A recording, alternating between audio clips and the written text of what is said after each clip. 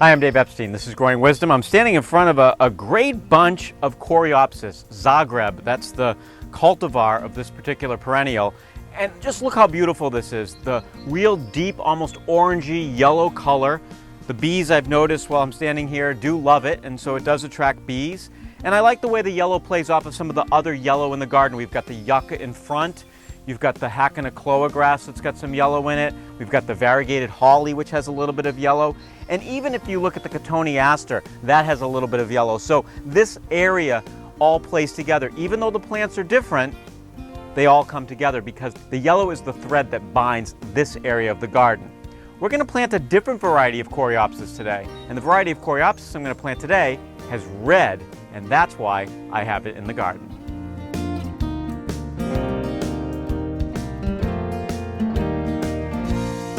This particular Coreopsis is called Route 66. I'm not sure why they named it that, but hey, I like it. And look at the red. So think about how this looks and how Zagreb looks and how different they are.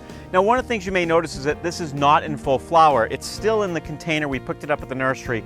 One of the things that happens, and you should just be aware of this in general, is when you buy plants in the nursery, they're very often ahead of where they'll be in the landscape. So this will probably be blooming about the same time as that next year once it's in the ground. The reason being is that when they're in containers, everything gets sped up.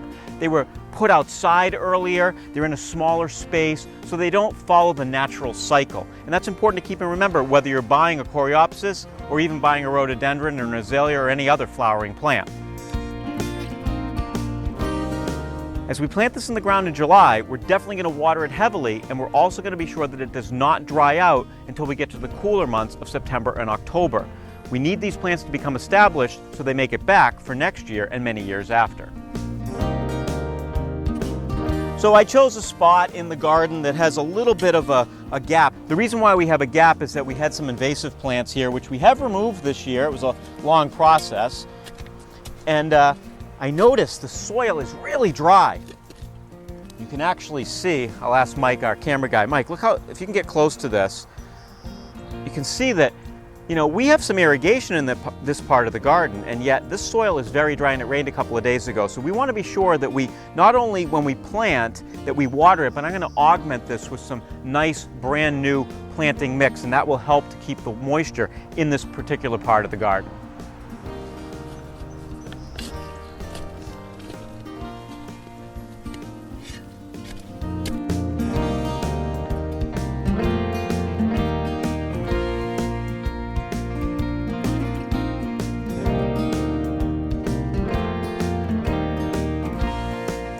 You can see lots of nice roots in this particular plant. We'll break these up as we put it in the ground. Remember, whenever we buy a plant in containers, whether it's a shrub or a perennial, even annuals, you always want to break up the roots to ensure that they start to grow in the ground a lot faster and establish themselves better.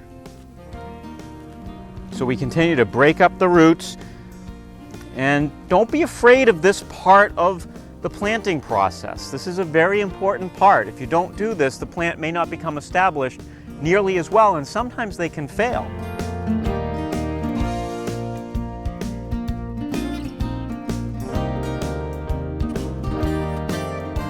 So we just put that planting mix in the hole, and we're going to mix it with some of the native soil. So my soil's really good anyway, but just by mixing in some of that brand new stuff, it's going to help to make this plant a little happier. Notice it's a lot wider than it needs to be. We're giving it some better soil to establish itself.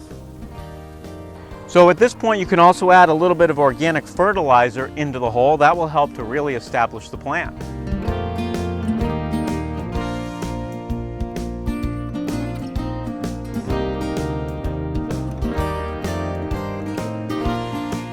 You want to be sure that you really pack that soil around the edge of the plant. No air pockets. Same thing whenever you plant trees or shrubs.